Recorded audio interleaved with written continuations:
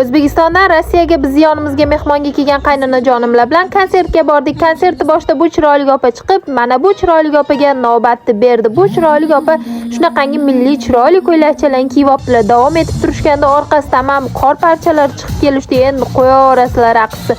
Qaynanam ikkalamiz og'zimiz wow bo'lib qoldi, lekin konsert bizga yoqdi. Konsert Bahrom Nazarov kiydi, lekin hali o'zlari ko'rinmadilar.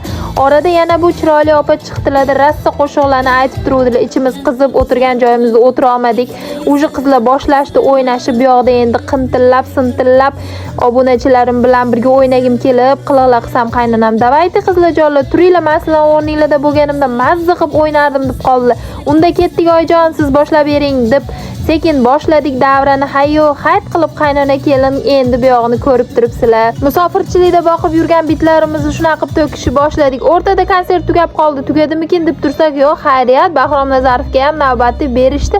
Aka bir chekkadan chiroyli bo'lib chiqib keldilar, kostyum-shimlarni kiyib. Voy, shuncha vahimami? Artist ko'rmaganmisan, konsert ko'rmaganmisan deydiganlarga albatta konsert ham, artist ham hammasini televizorda ko'rganmiz. Bunaqa jonlisini endi ko'rib turibmiz-da. Bahrom aka ham hayyo hayt deb musiqani boshladilar. Yana bu yoqda endi turishimni ham bilmayman, o'tirishimni ham bilmayman, boshlab turdik. Qaynanam, "Davaychi qizlar, ketdik" deb qaynanam boshchiliklarda yana hayyo hayt deb qaynana kelin davrani qizdirishni boshladi. Olchaguli bodom to'kilakani dodom, xullas Bahrom akani og'ir ashulalar bormi, sho'x ashulalar bormi, boqqan bitlarimizni hammasini shu joyga to'kdik. Ora-sira shunaqa musofirchilikka O'zbekistondan artistlarimiz kelib, musofirlarni ko'nglini yozib ketib turishadi. Shu joydan qolmaymiz. To'y yo'q, tug'ilgan kun yo'q, shunaqa konsertlarga kelib turamizda. Konsertning o'rtasida bo'lsa qizil ko'ylakda shunaqa opalar chiqib, endi bu yog'iga qo'yaverasizlar. Bular boshida chiqqan opalar ekan. Mazza qilib konsertga o'zgacha shukuh baxshida etishdi.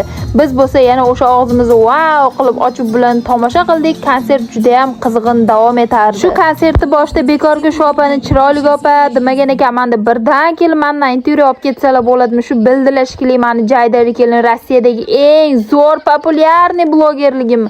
Kim o'zini maqtaydi? Albatta o'zini eplagan qo'ldan kelgan maqtaydi. Qaynanam ham barakalla kelinjonim deb menga motivatsiyani berib turdilar. Motivatsiyani orqasidan shunaqa qilib mazza qilib yana raqslarga tushdik. Orada podpischikalarim ham konsertga kelishgan ekan. Bizni tanib qolib qaynanamni ham zeriktirmay o'yinga tushdik. Bahrom Nazarov yana oxirida o'zlarining shunaqangi chiroyli qo'shiqlari bilan konsertni yakunlab berdilar. Qaynona kelin sekin taksichaga minib uyga ravona bo'ldik. Yuragimni chizib bersam qaramading, xaritasini tuzib bersam qaramading.